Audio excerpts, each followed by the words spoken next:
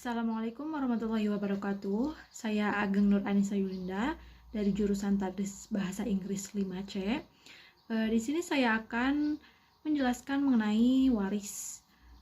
Langsung saja, waris dalam pengertian hukum waris Islam adalah aturan yang dibuat untuk mengatur dalam hal pengalihan atau perpindahan harta seseorang yang telah meninggal kepada orang atau keluarga yang disebut juga sebagai ahli waris. Langsung saja kepada pembagian ahli waris. Yang pertama, ada pembagian warisan ke anak perempuan. Pembagian harta warisan menurut Islam untuk anak perempuan ini dapat dilihat dari kedudukan anak wanita tersebut. Bila anak wanita itu merupakan anak tunggal, maka warisan yang didapatkannya adalah setengah bagian. Namun apabila memiliki 2 atau lebih anak wanita, maka secara bersama mendapatkan 2/3 bagian. Berdasarkan hukum waris Islam, apabila pewaris memiliki anak wanita dan juga anak pria, maka anak pria 2:1 dengan anak wanita bagian yang didapatkannya. Kemudian pembagian warisan ke istri atau janda. Pembagian harta warisan jika suami meninggal menurut Islam untuk istri atau janda adalah istri atau janda tersebut akan mendapatkan setengah bagian dari harta bersama dengan suaminya. Setengah lebih harta bersama milik suami akan dibagikan ke istri atau janda dan anak-anaknya dengan besaran bagian sama besar untuk masing-masing. Namun sesuai dengan hukum waris Islam, ketika suami meninggal, apabila suami tidak memiliki anak, maka istri atau janda akan mendapatkan 1/4 bagian. Tetapi jika suami memiliki anak, maka istri atau janda mendapatkan 1/8 bagian. Kemudian untuk pembagian warisan ke ayah. Hukum waris Islam mengatur pembagian warisan ke ayah memiliki besaran bagian yang cukup besar, di mana ayah dari pewaris akan mendapatkan 1/3 bagian dari jumlah warisan yang ditinggalkan oleh pewaris atau anaknya. Namun kondisi tersebut berlaku selama pembagian warisan jika tidak punya anak laki-laki. Apabila pewaris memiliki keturunan, maka besaran bagian ayah lebih kecil, sekitar 1/6 bagian. Kemudian pembagian warisan ke ibu. Ibu, pewaris juga berhak mendapatkan warisan. Dalam hukum waris Islam, ibu akan mendapat 1/3 bagian dari jumlah warisan yang ditinggalkan oleh pewaris atau anaknya apabila tidak memiliki keturunan. Jika ada keturunan, maka ibu hanya mendapatkan 1/6 bagian. Tetapi ini berlaku jika ibu sudah tidak bersama ayah. Jika masih bersama, maka ibu hanya mendapat 1/3 bagian dari hak istri atau janda. Kemudian pembagian warisan ke anak laki-laki.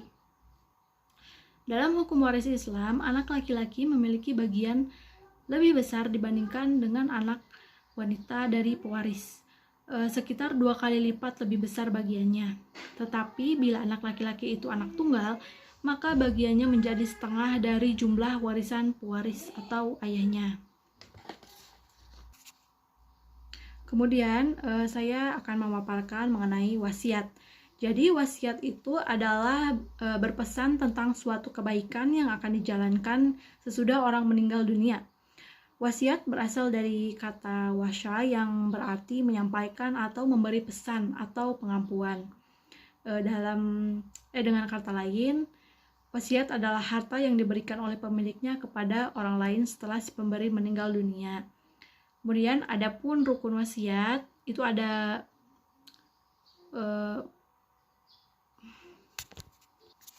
ada 4, yaitu yang pertama pemberi wasiat atau bisa disebut dengan musyi, kemudian penerima wasiat bisa disebut juga dengan mushan lahu, yang ketiga ada barang yang diwasiatkan atau mushan bihi, dan yang terakhir adalah kalimat wasiat atau lafaz.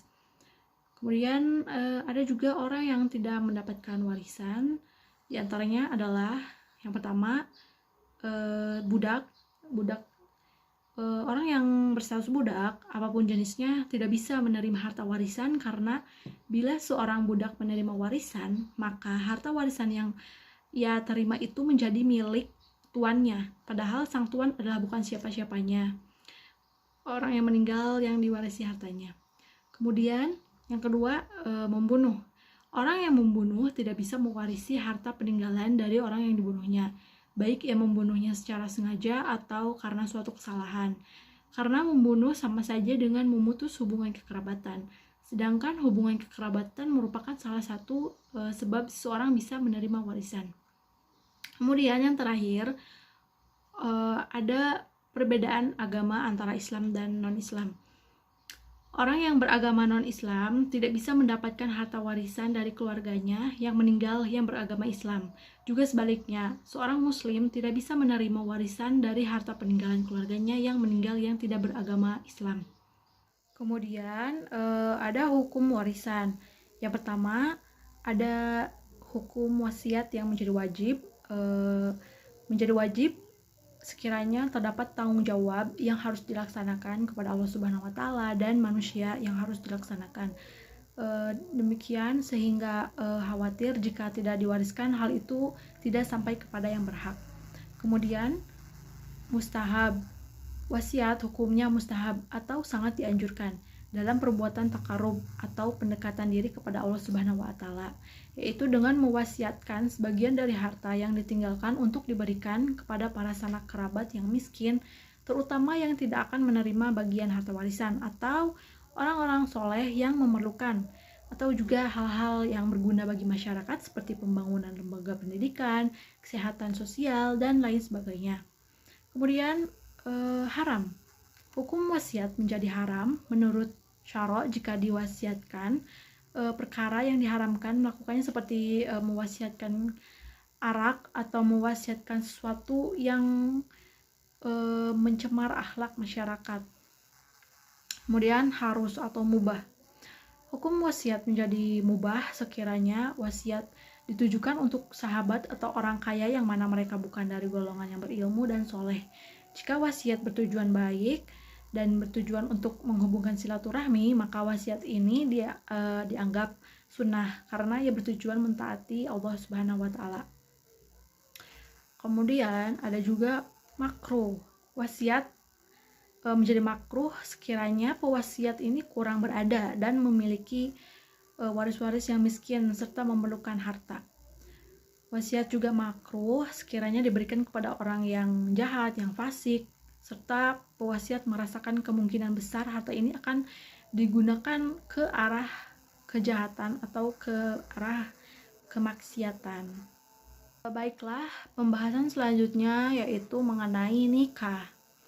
Jadi, nikah atau menikah adalah suatu ibadah yang tertera di Al-Quran, merupakan bersatunya dua insan antara satu laki-laki dan satu perempuan dalam janji suci. Ada juga rukun nikah, yaitu yang pertama ada mempelai laki-laki, ada mempelai perempuan, kemudian ada wali nikah bagi perempuan, dan juga ijab dan kabul. Kemudian syarat-syarat sah nikah, yang pertama adalah beragama Islam bagi pengantin laki-laki, bukan laki-laki mahram bagi calon istri, kemudian mengetahui wali akad nikah, selanjutnya tidak sedang melaksanakan haji, dan juga tidak karena paksaan. Selanjutnya ada hukum menikah. Hukum nikah bisa berbeda sesuai dengan kondisi masing-masing orang. Dalam kondisi tertentu, hukum yang bisa menjadi wajib, sunnah, makruh, mubah, dan haram. Yang pertama ada wajib. Hukum nikah menjadi wajib ini apabila seseorang telah mampu untuk membangun rumah tangga, baik secara fisik, mental, maupun finansial. Kemudian sunnah. Hukum tersebut berlaku bagi seorang yang sudah mampu menikah, namun tidak mampu menafkahi istri secara finansial. Yang ketiga ada makruh. Hukum menikah bisa makruh apabila terjadi pada seseorang yang akan menikah tetapi tidak berniat memiliki anak. Hal ini bisa terjadi karena faktor penyakit ataupun wataknya. Yang keempat ada mubah, yaitu menikah hukumnya mubah itu boleh dilakukan. Artinya seseorang yang menikah dengan tujuan hanya sekedar untuk memenuhi syahwatnya saja atau bersenang-senang. Kemudian ada haram. Hukumnya hukum nikah juga bisa menjadi haram apabila seseorang tidak memiliki kemampuan untuk menafkahi istrinya secara lahir dan batin. Contohnya saja, tidak memiliki penghasilan dan tidak dapat melakukan hubungan seksual karena suatu alasan. Begitu juga pernikahan yang dilakukan dengan maksud untuk penganiayaan, menyakiti, dan menelantarkan pasangannya. Selain itu, pernikahan juga bisa diharamkan jika syarat sah dan kewajiban tidak terpenuhi bahkan dilanggar. Kemudian ada juga kaifayah atau tata cara untuk menikah. Yang pertama ada khitbah atau peminangan. Yang kedua ada sholat istikharah. Kemudian akad nikah.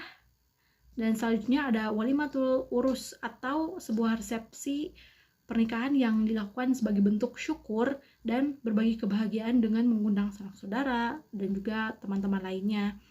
Yang terakhir ada malam pertama atau bersenggama. Mungkin cukup sekian dari saya, kurang lebihnya mohon maaf. Wabillahi taufiq wal hidayah. Wassalamualaikum warahmatullahi wabarakatuh. Terima kasih.